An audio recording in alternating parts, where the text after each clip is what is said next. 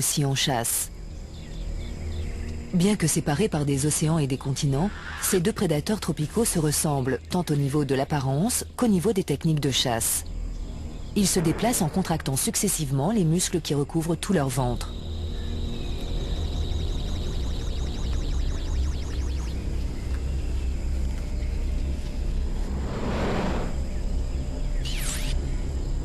Plutôt que sur ses yeux, ce serpent s'appuie essentiellement sur son odorat très développé pour se déplacer.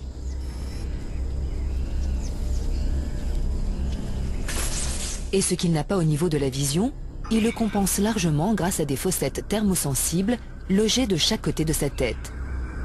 Elle dresse une image thermique qui lui permet de suivre des proies à sang chaud. Les forêts regorgent de cachettes, des centaines de coins et de recoins dissimulés à tous les étages. C'est presque une ville de gratte-ciel. Mais ça n'est un problème ni pour les pitons, ni pour les boas qui chassent n'importe où dans la forêt. Comme la plupart des animaux arboricoles, le boa. Quand on a une langue aussi sensible que celle du python, le sol de la forêt devient un véritable enchevêtrement de pistes.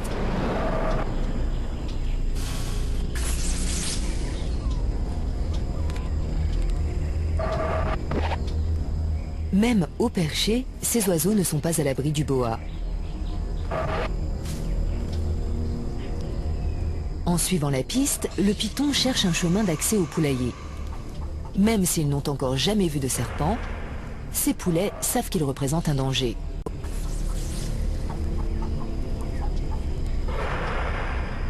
En Amérique du Sud, ces oiseaux sont posés sur le boa est un bon grimpeur. Sa musculature lui permet de se lever autour des arbres et des branches comme un doigt géant. En Inde, notre python a repéré l'odeur d'une proie. Il est sur sa piste. À l'aide de sa langue bifide, il perçoit les particules d'odeur. Quand on a une langue aussi sensible que celle du python, le sol de la forêt devient un véritable enchevêtrement de pistes.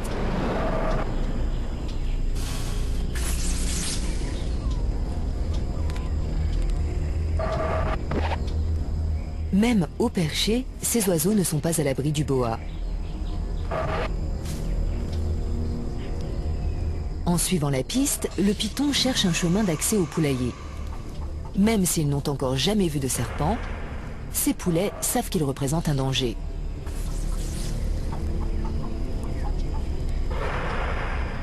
En Amérique du Sud, ces oiseaux sont posés sur une branche à peine assez solide pour les soutenir. Mais le boa est si fort qu'il peut se mettre en position pour les attraper. Et sa bouche est bardée de dents incurvées, pointues comme des aiguilles.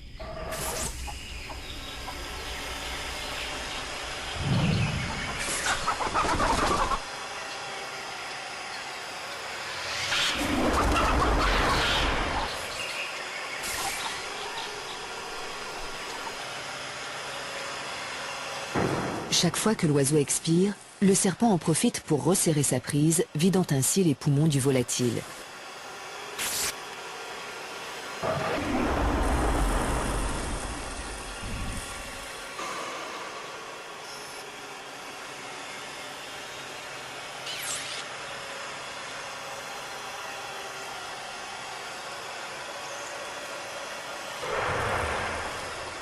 Les lois de la forêt sont si strictes que deux serpents vivant sur deux continents différents ont adopté la même technique.